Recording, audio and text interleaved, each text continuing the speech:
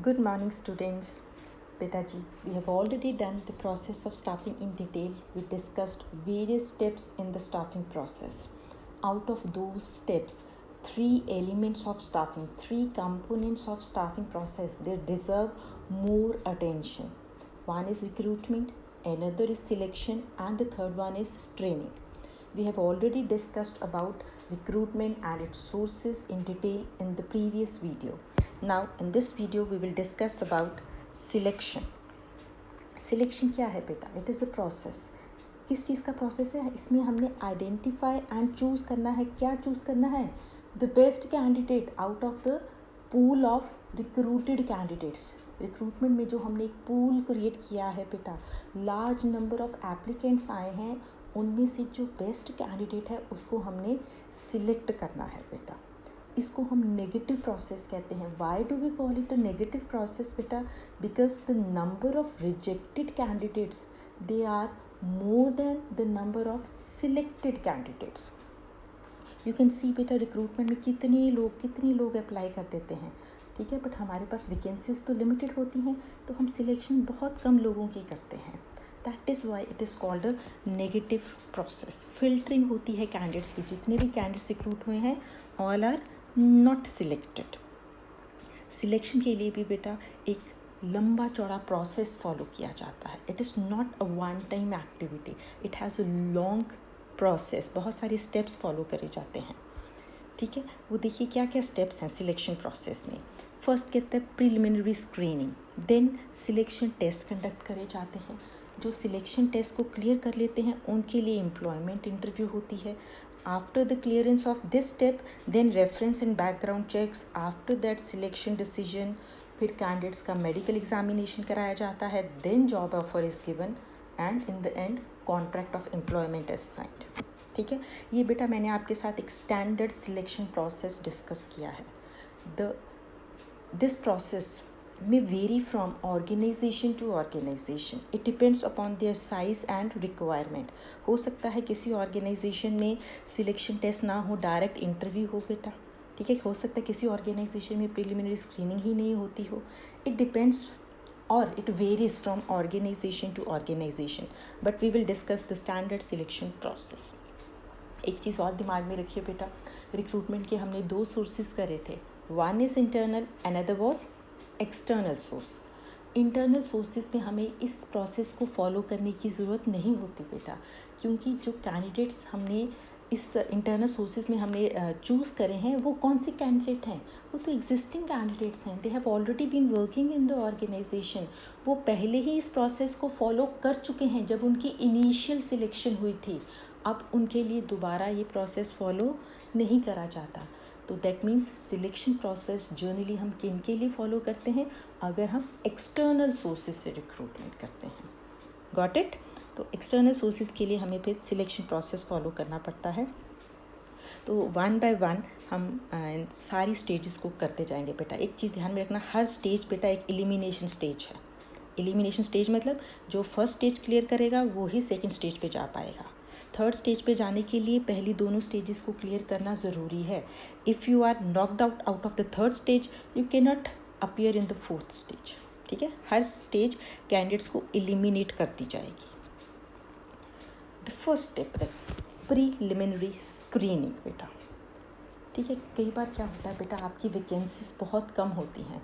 मान लीजिए आपकी ऑर्गेनाइजेशन में 10 जॉब वैकेंसीज हैं और आपने एडवर्टीज़मेंट करी है न्यूज़पेपर में या ऑनलाइन वेब पब्लिशिंग करी है. बहुत सारे कैंडिडेट्स ने अप्लाई कर दिया बेटा, हज़ारों एप्लीकेशंस आ गई आपके पास. अब आप इस पोजीशन में नहीं हो कि इतने सारे एप्लीकेंट्स के लिए भी टेस्ट कंडक्ट करो. तो आपकी कोशिश क्या होगी, पहले हम unwanted, not eligible candidates, undesirable candidates, उनको हम पहले से ही क्या करते हैं, एलिमिनेट करते हैं बेटा, ठीक है. On the basis of checking their communication skill, their confidence level, certain basic questions are asked from them, ठीक है. इसमें हम उनकी एक इनफॉर्मल इंटरव्यू लेते हैं बेटा. इस इंटरव्यू के लिए हम किसी एक्सपर्ट्स को हायर नहीं करते बेटा. जर्नली जो पर्सनल मैनेजर है वो खुद ही इनकी क्या लेते हैं, इंटरव्यू लेते हैं. Totally informal and unstructured interview. Fine. We compare the job description and the selected resumes, जो रिज्यूमेस जो एप्लीकेशंस कैंडिडेट्स ने भरी हैं और जॉब डिस्क्रिप्शन को मैच करने की कोशिश करते हैं बेटा, ठीक है, उसी बेसिस पे हम शॉर्ट लिस्टिंग कर लेते हैं, ठीक है। हर एक बहुत सारे कैंडिडेट्स ऐसे होंगे बेटा जो अनडिज़ायरेबल हैं, फाइन। आपको एक काउंसलर के लिए आपकी जॉब वैकेंसी है बेटा, you will check the communication skill of that person. If that person is stammering, he or she is not able to express himself, बोलने में उसको फ्लुएंसी नहीं है, तो आप आउटराइटली ऐसे कैंडिडेट को क्या कर दोगे, रिजेक्ट, चाहे उसके पास एजुकेशनल क्वालिफिकेशन हो बेटा। तो हमने अपनी जॉब रिक्वायरमेंट्स को ध्यान में रखते हुए अनक्वालिफाइड अनडिज़ायरेबल कैंडिडेट्स को पहले ही एलिमिनेट कर देना है। उसमें से जो शॉर्ट लिस्ट करने हैं उनके लिए उनको हम नेक्स्ट स्टेज पे लेके जाएंगे, ठीक है। तो on the basis of preliminary screening of application form, unqualified or you can say undesirable candidates are eliminated. We check their confidence level, we check their communication skill, ठीक है। This is the first round of you can say it is an informal interview, got it। तो preliminary screening, कुछ candidates को हमने पहले से ही screen out कर दिया, ठीक है। मान लो 10,000 एप्लीकेंट्स आए थे, हमारे पास 10 वैकेंसीज है, हो सकता है इतने सारे कैंडिडेट हमारे 2-3 हज़ार कैंडिडेट्स तो यहीं से निकल जाएंगे बेटा। तो रिमेनिंग 6-7,000 कैंडिडेट्स रहेंगे, उनके लिए हम नेक्स्ट स्टेज पे जाएंगे, that will be the selection test बेटा, ठीक है। तो सिलेक्शन टेस्ट में बहुत सारे टेस्ट कंडक्ट कराए जाते हैं बेटा। इतने सारे टेस्ट ऑर्गेनाइजेशन क्यों कंडक्ट कराती है बेटा, आप खुद ही देखिए बेटा। Your interest they do not always match your abilities. हमेशा ऐसा नहीं होता कि जो आपको अच्छा लगता है उस चीज़ के लिए आप में एबिलिटी भी हो बेटा, fine. You may love to paint, you may love to dance, even though you are not very good at it, है ना। So similarly, the choice of profession cannot be made on interest alone. We have to consider your abilities, your IQ level, personality. These are the important aspects to make a career choice beta.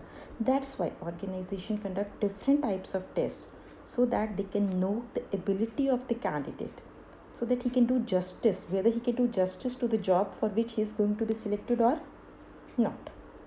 इसमें हमने candidates के बहुत सारे अलग अलग characteristics को check करना है बेटा, उनका एप्टीट्यूड, उनका इंटरेस्ट, उनकी इंटेलिजेंस, उनकी पर्सनालिटी। तो different types of test conduct करे जाते हैं बेटा, क्योंकि एक टेस्ट अपने आप में कंप्लीट नहीं होता। इन 5 टेस्ट को बेटा अभी हम डिस्कस करते हैं। पहला टेस्ट है आपका इंटेलिजेंस टेस्ट।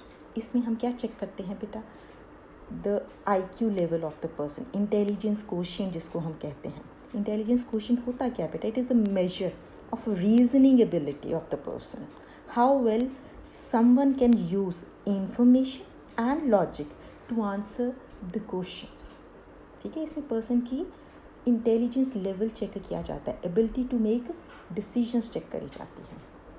आफ्टर दैट एक और टेस्ट होता है बेटा, that is called aptitude test. Aptitude क्या है, it means your high level of intellect, fine, and quickness to learn, natural skills or talents, for example highly skilled gymnast, ठीक है ना। कई बार ऐसे भी होता है, आप स्टूडेंट्स हम कहते हैं कि एक बच्चा ये इसको थोड़ा सा बताओ, हिंट दो, मैथ्स एक क्लास लगाता है अकाउंटेंसी की, इसको फटाफट कंसेप्ट समझ लग जाते हैं और बाद में ये ज़्यादातर गेम्स में रहता है, कभी STFI में, कभी नेशनल में, बट जितने भी लेक्चर लगाता है बहुत जल्दी कैच कर लेता है। होता है ना बेटा, कई बच्चे अकाउंटेंसी को बहुत जल्दी कैच कर लेते हैं और कईयों को थ्योरेटिकल सब्जेक्ट्स ज़्यादा पसंद होते हैं बेटा। तो ये क्या है, उनका aptitude towards mathematical numerical solving के टूवर्ड्स उनका ज़्यादा एप्टीट्यूड है, ठीक है। कईयों का थ्योरेटिकल एस्पेक्ट्स में ज़्यादा एप्टीट्यूड होता है। तो एप्टीट्यूड मतलब लेवल ऑफ इंटेलेक्ट और क्विकनेस टू लर्न। तो एप्टीट्यूड टेस्ट में हम क्या चेक करते हैं, to know the potential of an individual in learning new skills, fine. It indicates the capacity of the person to develop so that we can come to know how he will perform in future. Basically aptitude में हमने उसकी ability check करनी है। किस चीज़ की ability? Ability to learn new things, new skills in future. कितनी जल्दी वो नई चीज़ों को कैच कर लेता है, उनको adopt कर लेता है। That is aptitude test. Okay. Next is your personality test. Personality test में क्या होता है बेटा, हम पर्सन की values, beliefs, attitudes, emotional stability, capacity to get along, ये सब चीज़ों को चेक करते हैं। ठीक है, मतलब लाइक आप किसी ऑर्गेनाइजेशन में काम कर रहे हो, आपका इमोशनल स्टेबिलिटी है कि नहीं, मतलब आपको बहुत जल्दी गुस्सा आ जाता है या आप बहुत जल्दी किसी के डांटने पे अपसेट हो जाते हो।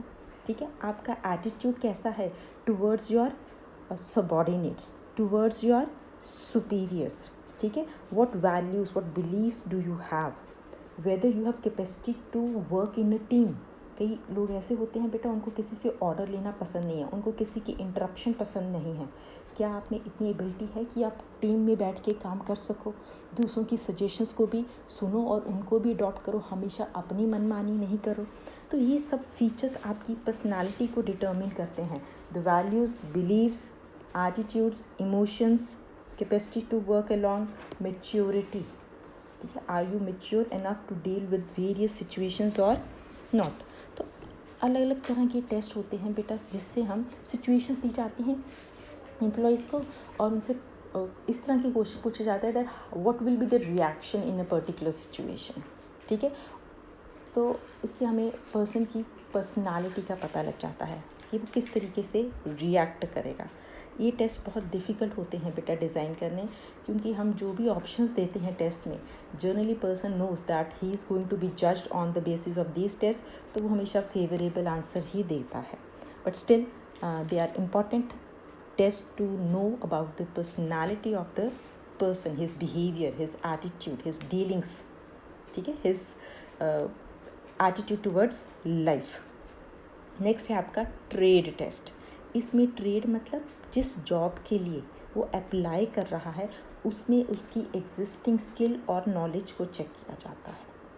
ठीक है, it measures the level of knowledge and proficiency in the area of profession और टेक्निकल ट्रेनिंग। जिस फील्ड के लिए वो अप्लाई करा है उसमें उसकी नॉलेज को चेक किया जाता है। The last test is interest test. इसमें पर्सन की क्या चेक करी जाती है, एरिया ऑफ इंटरेस्ट चेक किया जाता है, किस तरह की जॉब्स उसको ज़्यादा सेटिस्फाई करेंगी बेटा, जिसके लिए उसकी स्पेशल लाइकिंग या फैसिनेशन है बेटा। ठीक है, what occupations will interest you, if the profession you choose connects with your interest, you will find a lot more pleasure in doing your work. Okay, तो इंटरेस्ट टेस्ट भी conduct करे जाते हैं सो दैट हम person को उसके interest के हिसाब की जॉब दें तो ज़्यादा अच्छा होगा बेटा। अब लाइक देखिए, हमारे केवी में तो ऐसा ही होता है कि पीजीटी कॉमर्स है, वही अकाउंटेंसी पढ़ा रहा है, वही बिजनेस स्टडीज़ पढ़ा रहा है। ठीक है, बट पब्लिक स्कूल्स में देखा जाए तो अकाउंटेंसी का टीचर अलग होता है, बिजनेस स्टडीज़ का टीचर अलग होता है। दोनों की क्वालिफ़िकेशन रिक्वायर्ड यही है, एमकॉम करी होनी चाहिए, बैचलर ऑफ एजुकेशन की डिग्री होनी चाहिए बेटा। अगर उनके टेस्ट में अगर किसी कैंडिडेट से पूछा जाए उसको अकाउंटेंसी, हम पता करने की कोशिश करेंगे, अगर पब्लिक स्कूल में इंटरव्यू हो रही है किसी कैंडिडेट की, एमकॉम बीएड कैंडिडेट की, तो we will like to know whether he will be prefer to teaching accountancy or business studies. ठीक है, वो दोनों सब्जेक्ट पढ़ा सकता है, अकाउंटेंसी भी पढ़ा सकता है, बिजनेस स्टडीज़ भी पढ़ा सकता है, बट हम उसका इंटरेस्ट जानने की कोशिश करेंगे ताकि हम उसको वही सब्जेक्ट में जॉब दें जो उसकी हम क्या कह सकते हैं, उसकी इनर फीलिंग्स को या उसको सेटिस्फाई करे बेटा। ठीक है, that so that he can derive more pleasure in his work, so that he can give best to the students. तो इंटरेस्ट टेस्ट इसलिए कंडक्ट करे जाते हैं ताकि हमें पर्सन का इंटरेस्ट पता लग सके। ठीक है, जिसमें उसको फैसिनेशन है, उसी के अकॉर्डिंगली जॉब दें, ऑर्गेनाइजेशन को भी फ़ायदा होगा और एम्प्लॉय को भी फ़ायदा होगा बेटा। Now after conducting selection test the next stage is employment interview. बेटा ये फॉर्मल इंटरव्यू होती है, इन डेप्थ कन्वर्सेशन होती है बेटा। इसमें हम एप्लीकेंट की सूटेबिलिटी फाइंड आउट करने की कोशिश करते हैं, weather he is eligible for the job और नॉट। इंटरव्यूअर जो होते हैं, जो पैनल बैठता है बेटा एक, ठीक है, 3-4 लोग होते हैं, तो वो कैंडिडेट से क्वेश्चंस पूछते हैं।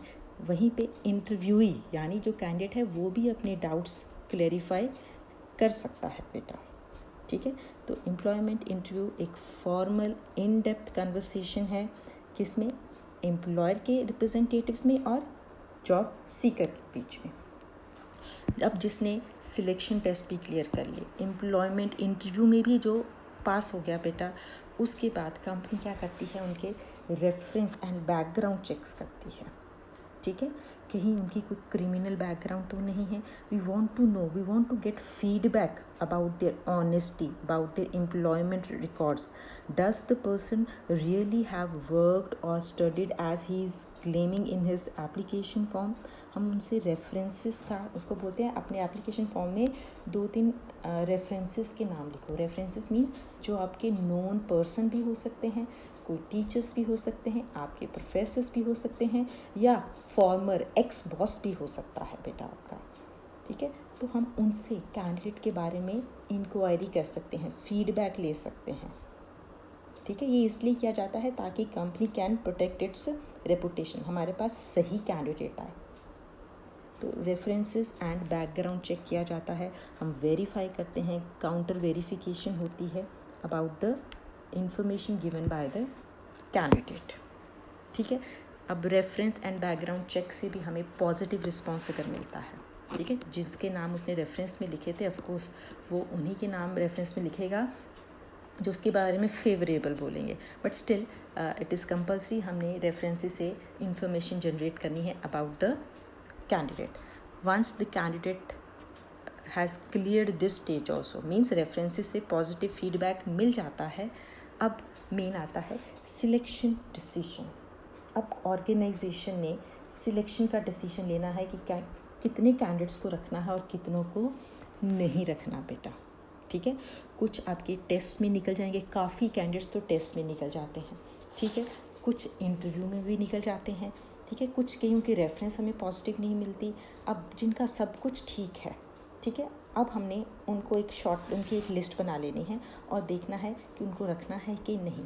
जितने भी लोग इन्वॉल्व होते हैं बेटा, जिस डिपार्टमेंट में उस एम्प्लॉय की ज़रूरत है या उसकी प्लेसमेंट करनी है, जनरली उन मैनेजर्स को साथ लिया जाता है before making the selection decision. हर चीज़ की बेटा मार्क्स रखे होते हैं, सिलेक्शन टेस्ट की भी कुछ वेटेज रखी होती है, कुछ इंटरव्यू की भी वेटेज रखी होती है। इन सब चीज़ों को सामने रख के ही सिलेक्शन डिसीजन लिया जाता है, फाइनल डिसीजन लिया जाता है। और जिस डिपार्टमेंट और मैनेजर के अंडर उसने काम करना है, उसको भी इसमें इन्वॉल्व किया जाता है, ठीक है। Once selection decision is taken, the candidate is told to go for a medical examination, ठीक है। उसको जॉब ऑफर हमने बाद में करनी है। कैंडिडेट को क्या कहा जाता है, एक मेडिकल एग्जामिनेशन गो थ्रू करो। और मेडिकल एग्जामिनेशन कहीं से भी करा लो, ऐसा नहीं होता। कुछ प्रिस्क्राइब्ड प्रैक्टिशनर्स होते हैं मेडिकल, उन्हीं से हमें एग्जामिनेशन करवाना पड़ता है। ये क्यों कराया जाता है, टू इंश्योर कि कैंडिडेट जो हम सिलेक्ट कर रहे हैं वो फिज़िकली फ़िट है। ऐसा ना हो कि हमने उसको सिलेक्ट कर लिया, इतना पैसा खर्च किया टेस्ट पे, इंटरव्यू पे, बाद में वो फिर बीमार रह रहा है या छुट्टी पे रह रहा है, तो जॉब को जस्टिफाई नहीं कर पाएगा बेटा। इसलिए मेडिकल फ़िटनेस के लिए एक मेडिकल एग्जामिनेशन करवाना ज़रूरी है। अब जिनकी मेडिकल एग्जामिनेशन रिपोर्ट भी क्लियर आ जाती है, मतलब he is physically fit to join the job, तब ऑर्गेनाइजेशन उनको क्या देती है, job offer. The candidates who pass all the previous hurdles, they are issued job offer and it is made through a letter of appointment. और उसको अपनी acceptance को confirm भी करना है, वो एक्सेप्टेंस जॉब ऑफर को एक्सेप्ट करके देगा अपने एम्प्लॉयर को। होता क्या है इस लेटर ऑफ अपॉइंटमेंट में, इसमें टर्म्स एंड कंडीशंस होती है एम्प्लॉयमेंट की, कितनी उसकी पे, कितनी उसकी सैलरी होगी और क्या एडिशनल बेनिफिट्स मिलेंगे उसको सैलरी के अलावा, क्या क्या अलाउंसेस मिलेंगे। और जब भी जॉब ऑफर करनी है बेटा, एक डेडलाइन, एक टाइमलाइन देनी चाहिए with in which the candidate must report on duty. उसको थोड़ा टाइम देना चाहिए, ये नहीं कि आज जॉब ऑफर दिया उसको बोला आज ही ज्वाइन करो। He must be given considerable time so that he can make arrangement. Particularly अगर उसको आउट स्टेशन कहीं और जॉब मिली है तो he has to make necessary arrangements to move there, okay. अब जॉब ऑफर मिल गई, now the last step is contract of employment. Job offer मिलने के बाद उसने एक्सेप्ट कर ली, अब कॉन्ट्रैक्ट ऑफ एम्प्लॉयमेंट साइन होता है बेटा। A written contract is made between the employer and the job seeker, that is candidate now. Candidate is required to give certain important details in a form which has to be authenticated and attested by him, and it will remain as a record in the organization for future references. तो contract में होता क्या है, information about job title, उसकी designation क्या होगी, वो as a foreman काम करेगा कि एज ए प्रोडक्शन मैनेजर काम करेगा कि एज ए क्लर्क काम करेगा, उसका जॉब टाइटल बेटा, उसकी ड्यूटीज़, उसकी रिस्पॉन्सिबिलिटीज़, किस डेट को उसने ज्वाइन किया, क्या पे हैं, क्या अलाउंसेस हैं, कितने घंटे काम करना पड़ेगा, लीव के रूल्स क्या हैं, एट्सेट्रा एट्सेट्रा।